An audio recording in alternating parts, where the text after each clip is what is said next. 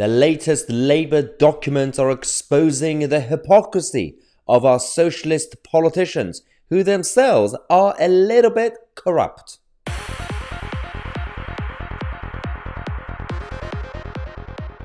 Okay, we've been talking a lot about corruption in the political circus that is the Westminster Village.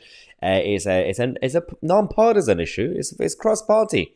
You've got the Tories, the Labour Party, the SNP, Lib Dem politicians, everyone making mistakes and errors, and sometimes directly steal from taxpayers' money and all that. But the Labour Party decided to start a very, very proactive campaign, very slick.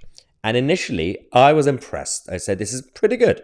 Well, I'm against the Labour Party. And they said, they tried to target each Tory individually, saying, well, which minister's department spent £3,300, £393 out of public cash buying 13 fine art photographs from the Tate Gallery? And it says, why didn't they just use the 14,700 alternatives in the government art collection? And this was about Rishi Sunak and his team. And they did the same with various other politicians. I said, oh, this is quite good. But within 10 minutes, the whole thing backfired on the same Labour politicians and the same Labour Party, because you are all hypocrites. You're all doing the exact same thing. You're all as bad as each other. Thanks to the boys at GETTR who decided to do some digging to discover what we now call the Labour files. Is this. So first things first, let's not forget, in 2010, 6th of March 2010, this was exposed about Gordon Brown. Oh, dear God. Okay, so Gordon Brown in 2008 spent over £88,000 on some art collection by Gary Hume, and they decided to hang it on the wall of Gordon Brown's office. This was 300 times more expensive than the Rishi Sunak situation.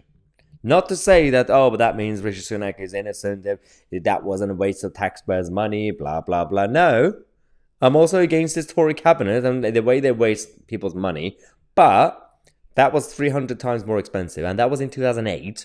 But that's just one example. Let's go through a number of our lovely Labour politicians and their own hypocrisy, pot kettle socialists. So let's go with the next one. Oh yes, the Shadow Cabinet expenses files. Pat McFadden as the first figure to talk about. We're just going to talk about 2 or 3 of them today because there's so many now that we are discovering every single day. In 2009, McFadden was found to have charged £5,581 in legal fees and stamp duty to the taxpayer when purchasing his second home. Having purchased the property, it obviously needed furnishing. Yeah. And then GETTR said McFadden came cap in hand to the taxpayer once again, this time spending £4,807.41 on furniture. Why? Why can't you use your own money? It's not really rocket science. We ought to give you good salary. And when you're in the cabinet, you also get more money on top of your MP salary. But apparently that's not enough. That was McFadden. So, next. Yes, oh dear God. David Lammy. Let's talk about Mr. Lammy. Because this man is an easy target because he doesn't really help himself. Lammy's £200,000 payout.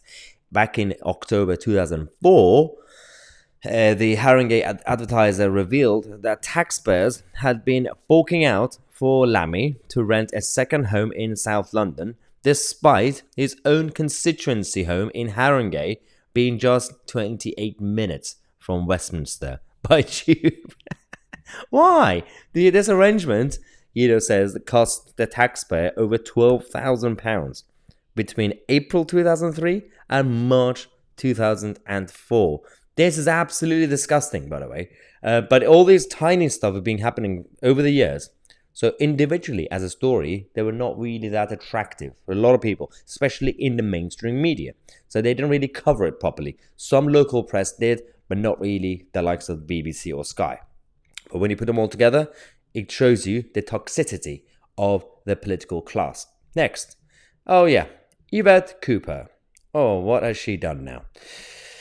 The shadow cabinet expense files related to Yvette Cooper relates to Cooper, obviously, with and her husband and the professional dancer Ed Balls. When she was the Secretary of State for the DWP department, they basically she was a children's secretary. Together as a couple, they were investigated for flipping the designation of their second home 3 times within the space of just 2 years. In total, they claim £24,400 on their second home allowance, more than the £23,000 allotted to the individual MPs. So that's the lovely couple. That is Ed Balls and Yvette Cooper. But some might say, well, this was a few years ago. You know, it doesn't really matter. Well, firstly, it matters because we weren't really talking about them properly. And secondly, these people are still in power. Thirdly, we'll give you some recent examples. We've already talked about Angela Rayner and her big pocket, especially when it comes to expensive devices like an iPad and AirPods and all that. It was funny because we did a video yesterday, a couple of days ago, about Angela Rayner, who spent £200-300 on Apple AirPods instead of going to buy normal cheap headphones. Her argument was that I had to get that because I also bought an iPad on taxpayers, and if I want to use the iPad to do video calls or interviews, media interviews, I have to use the AirPods. And she was actually saying this during a BBC interview using her iPad. She wasn't even wearing her AirPods. And I'm like, so what was the point of it? So you can use your iPad without the AirPods. But there were people leaving comments on the video saying, well, no, Ma, you didn't get the point. She said she's using the iPad. Yeah, we're not talking about the iPad. We were talking about the AirPods. She didn't need to buy them, clearly. But that's just one example. But also, let's talk about the dear leader of the Labour Party, Keir Starmer.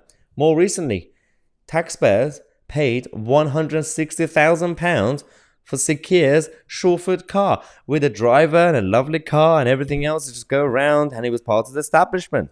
He was still part of the establishment. It matters. It's not really just about, a few, quid here and there. That's taxpayers' money.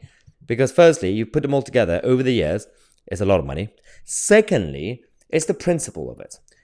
Mainly because politicians still haven't learned their lesson. Thirdly, it's as I say, it's pot kettle socialists, because the Labour Party are going out there exposing the Tory, dodginess, whatever it is, bending their own rules. We get that. We've been talking about that on a regular basis. But they're doing it to shift the narrative, to distract the public, so you don't talk about their own party, the Labour Party. But it completely backfired, because you're now talking about the same things that affected you.